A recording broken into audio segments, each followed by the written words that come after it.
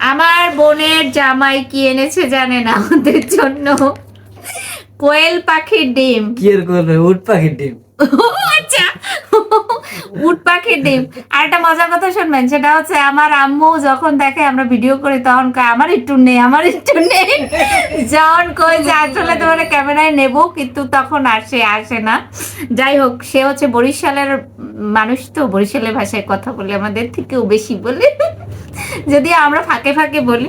By the way, কোয়েল পাখির ডিম আমার কিন্তু অনেক অনেক ফেভারিট। এখন কিছু লোক আইয়ে কবে যে আপনি চা খান, হ্যাঁ খান ফেভারিট, মোমো খান ফেভারিট, তারপরে এখন বলেন কোয়েল পাখির ডিম ফেভারিট। ভাই আমি যা খাই আমার সবই ফেভারিট। কোনো সমস্যা আপনাদের? আপনাদের টাকায় খাই, আমি আমার টাকায় খাই। ইয়াদে এই স্যুপ বানাই খাম, কি বানাই খাম? স্যুপের ভিতর দিয়ে খাইলেই মনে হয় মজা হবে। আচ্ছা যাই হোক, আমরা এখন স্যুপ বানাবো, তা আপনাদের সাথে হচ্ছে শেয়ার করব। তো আপনারা হচ্ছে থাকেন, কিন্তু দেখতে থাকেন।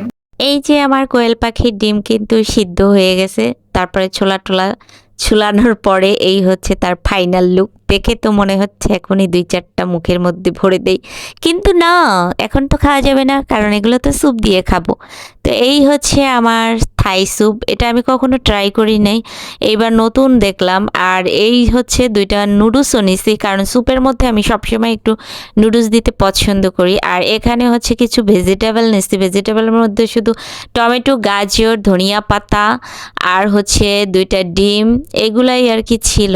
তো পানি ফার্স্টে দিছি, গরম হওয়ার সাথে সাথে ভেজিটেবলগুলো দিছি, কাঁচামরিচ দিছি, আর হচ্ছে 2টা নুডলসের মশলা দিয়ে দেন হচ্ছে আগে এগুলাই ভালো করে নেড়ে চেড়ে সিদ্ধ করে নিতে হবে। যখন সিদ্ধ হয়ে যাবে তখন নুডলসগুলো দিয়ে দিব। দেন নুডলসগুলোও সুন্দর করে সিদ্ধ হওয়ার জন্য একটু ওয়েট করতে হবে।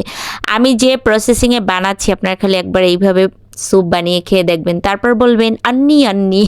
যাই হোক, এরপরে আমি স্যুপগুলো দিয়ে দিলাম, দেওয়ার পরে আবার ভালো করে এটাকে নাড়াচাড়া করে মিক্সড করে নিচ্ছি। যখন দেখবেন এটা সুন্দর করে মিক্সড হয়ে গেছে তখনই ডিমগুলো ফাটিয়ে স্যুপের ভিতর দিয়ে আবার নাড়াচাড়া করা শুরু করে দিবেন। আমি সত্যি বলছি, এই স্যুপ খাওয়ার পরে যদি আমাকে না বলছেন আর না খুঁজছেন, আমার নাম আন্নি না।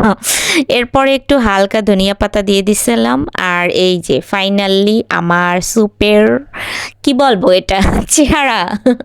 এরপরে হচ্ছে 1 চিমটি লেবু, 1 চিমটি না 1 শিলা লেবু দিয়ে তারপরে এখন 2টা কোয়েল পাখির ডিম, মানে এক একজনে হচ্ছে 2টা করে ডিম পাবে ভাগে।